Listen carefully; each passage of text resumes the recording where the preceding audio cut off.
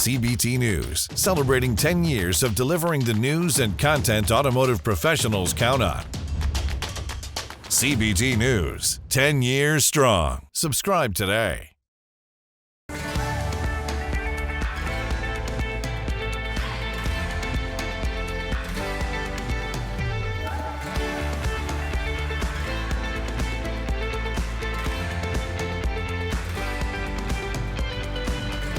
Welcome to CBT News with Bridget Fitzpatrick. Good morning, everyone. Welcome back to CBT News. I'm Bridget Fitzpatrick. Thank you so much for joining us. Today on Inside Automotive, we're joined by Senior Automotive Analyst for Bloomberg Intelligence, Kevin Tynan. But first, here's Zach Seago with today's top stories. Thanks, Bridget. A major auto supplier, Magna International, was awarded the contract to provide the battery enclosures for the 2024 Chevrolet Silverado electric pickup. This project is anticipated to generate hundreds of new jobs in Michigan, and production is set to occur on the enclosures in St. Clair, Illinois, the same place it already makes battery enclosures for the GMC Hummer EV pickup. Beyond powertrains, the fast-moving trend towards car electrification presents Magna with interesting growth opportunities. On February 13th, Ford is expected to announce its partnership with China's CATL to build a new LFP battery manufacturing facility in the U.S.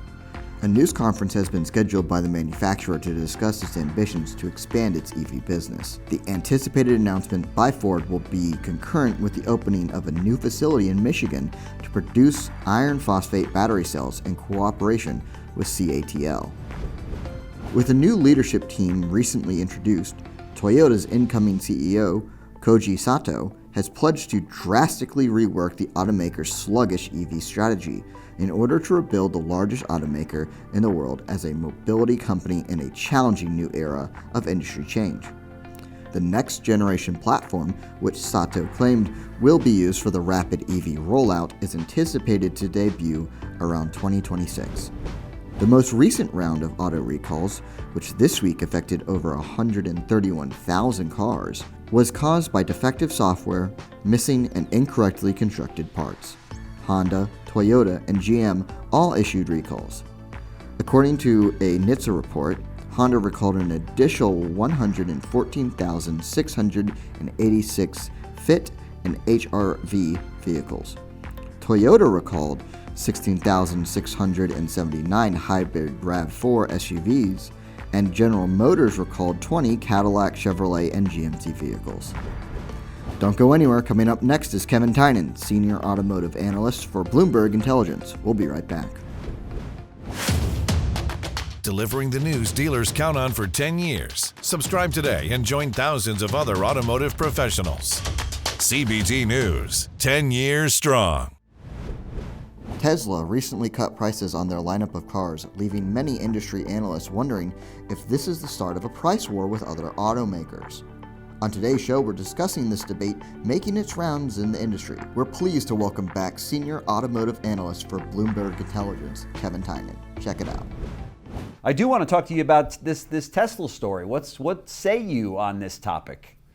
Yeah, this is something that I've been banging my head against the wall, since they came out with this announcement. And I have even analysts in other industries or in other disciplines saying like, oh, here comes the price war because Tesla cut prices and like, they want me to debate people. It's like, go on PBS and here's the thing is, first of all, Tesla in the US is 3.3% market share, right? Which is actually smaller than Volkswagen. And I'm not saying it would be like Volkswagen changing their price structures and everybody going, oh my gosh, we have to react.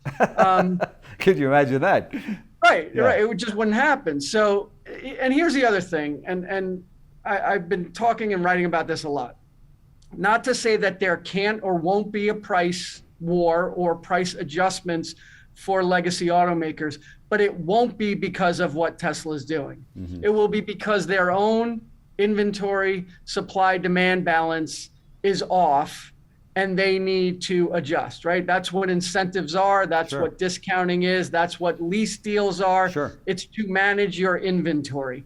So if Tesla, right, I'm sure your mom and dad said it too. Well, Dad, everybody failed the test. It's like, yeah, well, if everybody jumped off a bridge, right, would you? Right. And it's like, it's the same exact situation. It's like, well, just because they have a problem with their demand Right. and inventory balance doesn't mean that others have to react and do the same thing. Sure. Now, and I look at these numbers, and here's the data part of this, Jim, is that what I look at is inventory to sales ratio. It's kind of my own made up thing. And at the peak, and we've talked about this before, at the peak, in the industry in the US, we'd have 4 million units on the ground, and we do between 1 and 1.5 million units a month in sales. So you're talking about a 2.5 times, 3 times multiple of what you have on supply versus what you're selling. Mm-hmm. Right now, the industry is about 1.5, 1.6 times.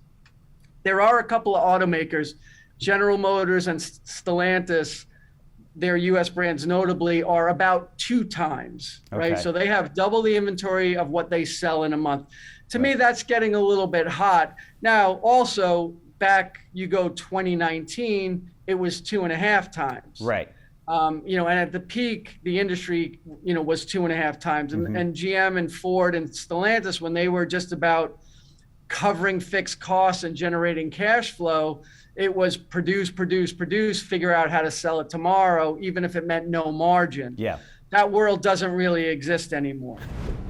All right, be sure to watch this interview in its entirety right here at cbtnews.com. That wraps up our show for today, but we invite you to join us back here again tomorrow morning for all the latest news and trends impacting the retail automotive industry. And of course, follow us on TikTok, LinkedIn, Facebook, and Twitter. I'm Bridget Fitzpatrick. Thanks for watching, and have a great day. CBT News, your #1 resource for auto industry news and content.